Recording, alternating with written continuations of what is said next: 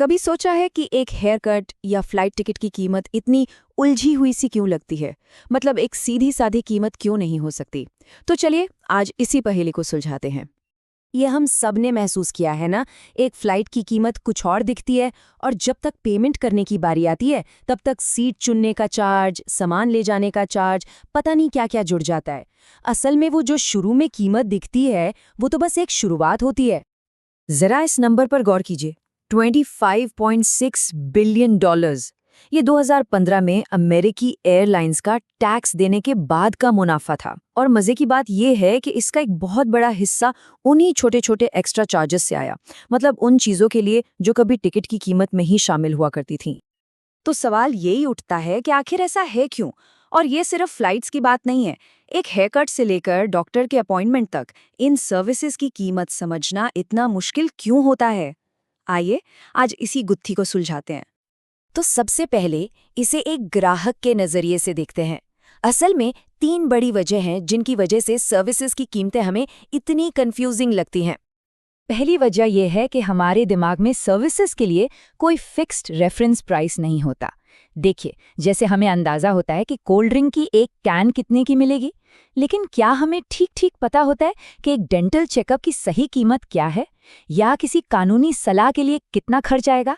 ज्यादातर लोगों का जवाब होगा नहीं। अब दूसरी वजह, और ये वाकई में बहुत दिलचस्प है। जब हम किसी सर्विस के लिए पेमेंट करते हैं तो कीमत सिर्फ वो नहीं होती जो हम पैसों में देते हैं, नहीं, बल्कि इसमें वो सारी चीजें भी शामिल हैं जो हम उस सर्विस को पाने के लिए एक तरह से कुर्बान करते हैं।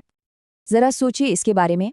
डॉक्टर के क्लिनिक में इंतजार में बिताया गया समय, एक अच्छा प्लम्बर ढूंढने में लगी मेहनत, या फिर किसी मेडिकल प्रोसीजर से पहले का वो डर और तनाव, ये सब भी उस सर्विस की असली कीमत का ही हिस्सा हैं। और तीसरी वजह यह है कि हम अक्सर कीमत को क्वालिटी का सिग्नल मान लेते हैं। जब किसी सर्विस की क्वालिटी को पहले से परखना मुश्किल हो, जैसे कोई वकील हो या कोई सर्जन हो, तो हम क्या करते हैं? हम अक्सर मान लेते हैं कि भाई ज्यादा कीमत है तो सर्विस भी बेहतर होगी। ये एक तरह का मेंटल शॉर्टकट है जिसे हम सब इस्तेमाल करते हैं। चलिए अब सिक्के का दूसरा पहलू देखते हैं। अभी तक तो हमने ग्राहक की उलझन को समझा, अब देखते हैं कि कंपनियां ये कीमतें तय कैसे करती हैं। आखिर उनकी रणनीति क्या होती है? आमतौर पर कंपनियां 3 मेन तरीके अपनाती हैं। पहला, कॉस्ट बेस्ड यानी लागत पर आधारित। दूसरा, कंपटीशन बेस्ड यानी बाजार में दूसरों को देखकर। और तीसरा, डिमांड बेस्ड यानी मांग पर आधारित प्राइसिंग। देखिए, कॉस्ट बेस्ड तो सबसे सीधा है। अपनी सारी लागत जोड़ो और उस पे अपना प्रॉफिट मार्जिन जोड़ दो, हो गई कीमत तय। कंपटीशन बेस्ड में आप देखते हैं कि आपके कॉम्पिटिटर्स क्या चार्ज कर रहे हैं। लेकिन सबसे स्मार्ट तरीका है डिमांड बेस्ड। इसमें कीमत इस बात पर तय होती है कि ग्राहक उस सर्विस की कितनी वैल्यू समझता है और उसके लिए कितना देने को तैयार है। और यहीं पर ये वैल्यू शब्द यानी मूल्य बहुत ज़रूरी हो जाता है। तो चलिए इस डिमांड बेस्ड प्राइसिंग को और गहराई से समझने के लिए ये जानते हैं कि ग्राहक के तौर पर वैल्यू का मतलब हमारे लिए होता क्या है। असल में ग्राहक वैल्यू को 4 अलग अलग नज़रियों से देखते हैं, और जो स्मार्ट कंपनियां होती हैं वो अपनी प्राइसिंग स्ट्रैटेजी को इन्हीं परिभाषाओं के हिसाब से बनाती हैं। चलिए एक एक करके इन चारों को समझते हैं। पहली परिभाषा एकदम सीधी सादी है। वैल्यू का मतलब है सबसे कम कीमत, बस। इन ग्राहकों के लिए डिस्काउंट, सेल, कूपन यही सब कुछ है। उन्हें बस सबसे सस्ती डील चाहिए। दूसरी परिभाषा इसके ठीक उलट है।